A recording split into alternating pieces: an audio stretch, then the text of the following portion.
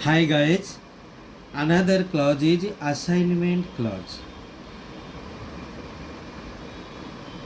हम जो डिस्कशन आज करेंगे meaning of assignment clauses, second example of assignment clauses, what document to be required to process this transaction.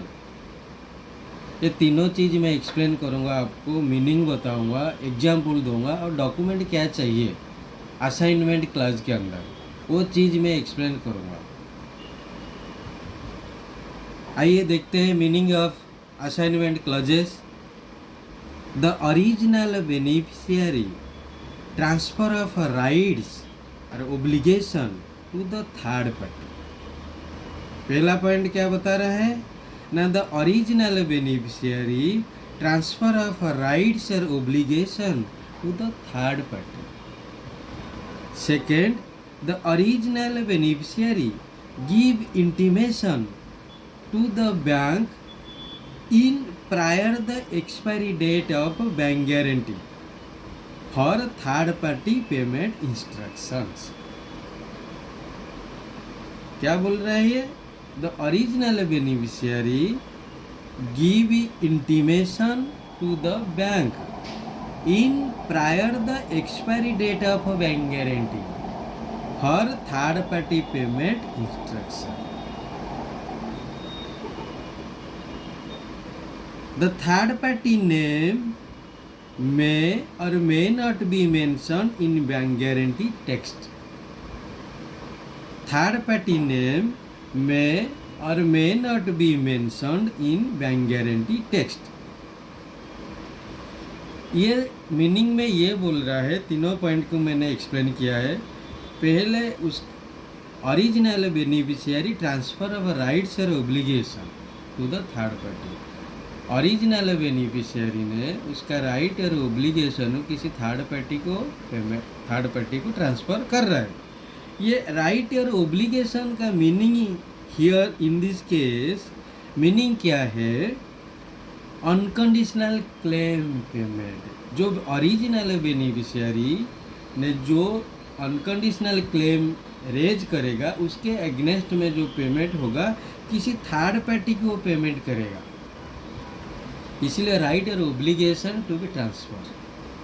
पहला point. Second point में क्या बोल रहा है ना, the original beneficiary give intimation to the bank को एक इंटीमेशन देगा in prior the expiry date of bank guarantee. Bank guarantee date का पहले एक बैंक को इंटीमेशन देगा। इंटीमेशन क्या होता है? इंटीमेशन मीनिंग होता है थर्ड पार्टी पेमेंट इंस्ट्रक्शन। जो अनकंडीशनल क्लेम ओरिजिनल बेनिफिशियरी ने जो रेज किया हुआ है, उसके अंदर उसका जो पेमेंट किसी और बंदा को असाइन कर रहा है, पेमेंट कर रहा है कि इसको बंदा को दे दो। बैंक को क्लियर कट बोलता है कि मेरा जो अनकंडीशनल क्लेम रहेगा वो पेमेंट मुझे थर्ड पार्टी को देना है। एक वो अनकंडीशनल क्लेम के अंदर वो मेंशन करके देता है। वो third party name may or may not be mentioned in BG text. कभी कभी क्या होता है, जब टेक्स्ट के बीजी टेक्स्ट के अंदर कभी कभी थर्ड पार्टी का नाम आता है पेमेंट इंस्ट्रक्शन में, और कभी कभी नहीं आता है। तो वो क्या करते हैं, अगर नहीं आता है, जब अनकंडीशनल क्लेम रेज करता है बेनिफिशियरी, उसी टाइम ही पेमेंट इंस्ट्रक्शन में वो मेंशन करके देता है। तो इसीलिए मैंने बोला the third party name or may not, third party name may or may not be mention in BG text. ये तीनों सिनेरियो आपको मिलेगा टेक्स्ट के अंदर, उसको बोलते हैं असाइनमेंट क्लॉज। क्लियर हो गया? इसमें कोई doubt?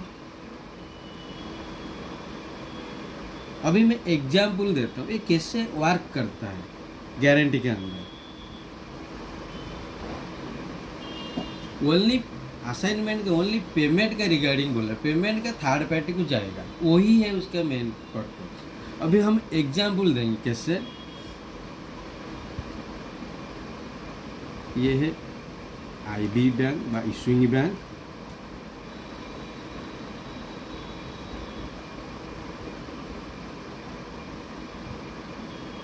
OB original beneficiary,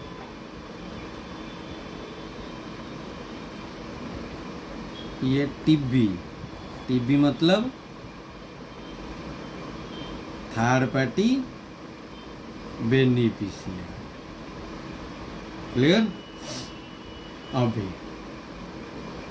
issuing bank give a guarantee to the original beneficiary, पहला पॉइंट है बीजी इसने इशू करके दिया, इशूइंग बैंक ने ओरिजिनल बेनिफिशियरी को बैंक गारंटी दिया।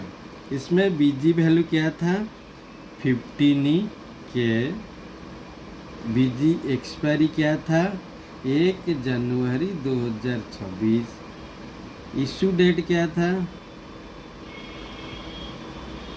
1 जनवरी 2025, क्लेम एक्सपायरी क्या था 1 जनवरी 2027। ऐसे हम लोग क्या ने एक गारंटी दिया था, क्या ना, इशूइंग बैंक ने ओरिजिनल बेनिफिशियरी को एक गारंटी दिया था, ये चीज़ मेंशन करके दिया था। बीजी वैल्यू मेंशन किया था, बीजी एक्सपायरी डेट भी मेंशन किया था, इशू डेट भी मेंशन किया था और क्लेम एक्सपायरी मेंशन करके दिया था। अभी ये एक पार्ट हो गया। अभी इस पे चलते, ओबी और टीबी में एक ट्रेडिंग बिजनेस हो रहा था, ट्रेडिंग बिजनेस, ठीक है। ट्रेडिंग बिजनेस मतलब buying and selling, original beneficiary और थर्ड पार्टी बेनिफिशियरी के बीच के अंदर एक ट्रेडिंग बिजनेस चल रहा है, ठीक है, बाइंग और selling transaction. Third party beneficiary ने इसको क्रेडिट में 15 के 15,000 का एक गुड्स दिया था क्रेडिट में, तो ओरिजिनल बेनिफिशियरी को थर्ड पार्टी बेनिफिशियरी को कितना था 15,000 उसको देना पड़ेगा, ठीक है। क्लियर, समझ में आया? ओरिजिनल बेनिफिशियरी और थर्ड पार्टी जो बेनिफिशियरी उनके बीच में एक एग्रीमेंट हो गया एक ट्रेडिंग बिजनेस करने का, उनका बिजनेस था ट्रेडिंग बिजनेस, बाइंग और सेलिंग ट्रांजैक्शन। ये जो थर्ड पार्टी बेनिफिशियरी ने किया 15,000 का एक गुड्स इसको दिया, किसको, ओरिजिनल बेनिफिशियरी, उसको ओरिजिनल को ए समझ लो, इसको बी समझ लो, आपको कंफ्यूजन हो जाओगे। थर्ड पार्टी ए और बी में क्या होता है, एक ट्रेडिंग बिजनेस शुरू हुआ, वो बाइंग और सेलिंग ट्रांजैक्शन, बी ने 15,000 का गुड्स को इसको क्रेडिट में दिया, किसको, ए को दिया, तो मतलब ए को 15,000 बी को देना पड़ेगा कि नहीं देना पड़ेगा, देना पड़ेगा। तो अभी क्या है सिनारियो में, अभी क्या करेगा ओरिजिनल बेनिफिशियरी, ये क्या करेगा एक इंटीमेशन देगा,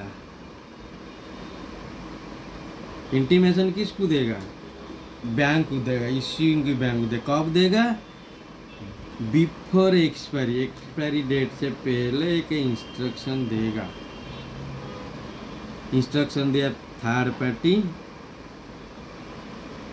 पेमेंट इंस्ट्रक्शन, ये मैंने बोला कि बी से जो 15,000 लाया था मैं उसको देना है, अब अभी आप क्या करोगे, बैंक को बोलेगा कि ये पेमेंट मुझे ना दे के इसको दे दो, ये प्रायर डे के इंटीमेशन दिया, पेमेंट ए ने इशूइंग बैंक को एक इंटीमेशन दिया बिफोर एक्सपायरी डेट, पहले इंटीमेशन दिया, किसका इंटीमेशन दिया, थर्ड पार्टी पेमेंट इंस्ट्रक्शन, जो 15,000 का मुझे ना दे के ये बी को दे दो, जो थर्ड पार्टी बेनिफिशियरी बी को दे दो, तो एक इंटीमेशन देता है। ये ऐसे भी दे सकता है और भी उसका सिनेरियो होता है क्या ना, जब अनकंडीशनल क्लेम जब रहता है पेमेंट इंस्ट्रक्शन में थर्ड पार्टी नेम आता है, अनकंडीशनल क्लेम जैसे रेज करेगा उसके अंदर ये थर्ड पार्टी नेम को मेंशन करता है, पेमेंट उसको जाएगा। वो दो तरीके से मेंशन, पहले अगर मेंशन करेगा, नहीं तो अनकंडीशनल क्लेम में रेज करने के टाइम में वो पेमेंट इंस्ट्रक्शन में ये चीज़ थर्ड पार्टी का नेम और अकाउंट नंबर डिटेल वो मेंशन करके देता है कि ये पेमेंट मुझे ना दे के बी को दे दो। समझ में आ रहा है ना? कोई डाउट? मैं दोबारा बता देता हूँ अगर कुछ डाउट। यहाँ तक आपने समझ, ये चीज़ आपने समझ गया होगा। बाकी ये चीज़ में थोड़ा सा आपको कॉम्प्लिकेट लगा। देखो कुछ नहीं, ए और बी ले लो। बी, ए मतलब ओरिजिनल बेनिफिशियरी, बी मतलब थर्ड पार्टी। मैं ए और बी को लेकर आप समझो। ए बी में एक ट्रेडिंग बिजनेस हुआ था। बी ने 15,000 का एक गुड्स बेचा था, ए को क्रेडिट में उसको दिया था। ये क्या करेगा? बी तो देगा 15,000। तो वो क्या किया, वो पैसा ना दे के वो क्या किया, वो गारंटी किसी थर्ड पार्टी से रिसीव किया था, वो गारंटी को ट्रांसफ़र कर दिया, पेमेंट इसको ट्रांसफ़र कर दिया। इशूइंग बैंक को बोला कि जो पेमेंट मुझे देने वाला था मुझे मत दिया करो, मैं किसी को पेमेंट देने वाला मैं उसको दूंगा।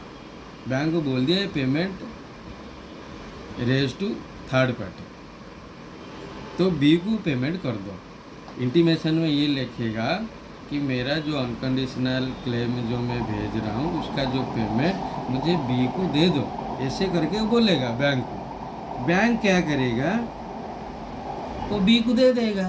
वही है फंडा।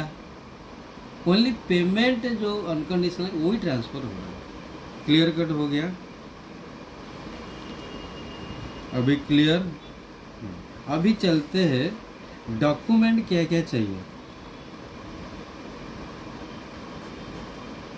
पहला चीज approval as per internal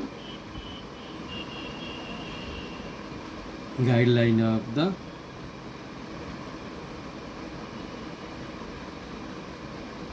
respective bank।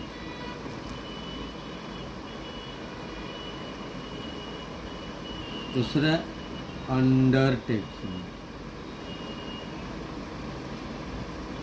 तीसरा इंडेमिनिटी। देखो अप्रूवल क्या चाहिए, अप्रूवल हर बैंक का इंटरनल गाइडलाइन अलग अलग, उसी हिसाब से अप्रूवल लगेगा। अंडरटेकिंग एक डिक्लेरेशन इन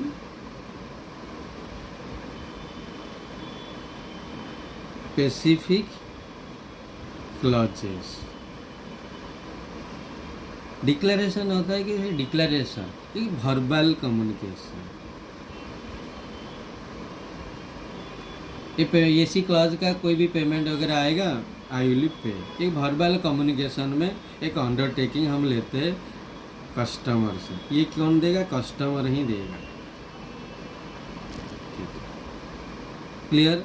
अंडरटेकिंग का मीनिंग क्या है? एक सिंपल सा declaration in a specific clauses, और इट्स ए वर्बल कम्युनिकेशन जिसके अगेंस्ट में जो भी पेमेंट आएगा तो मैं पेमेंट करूँगा। Verbal communication it's a declare undertaking कौन देगा? कस्टमर ही देगा।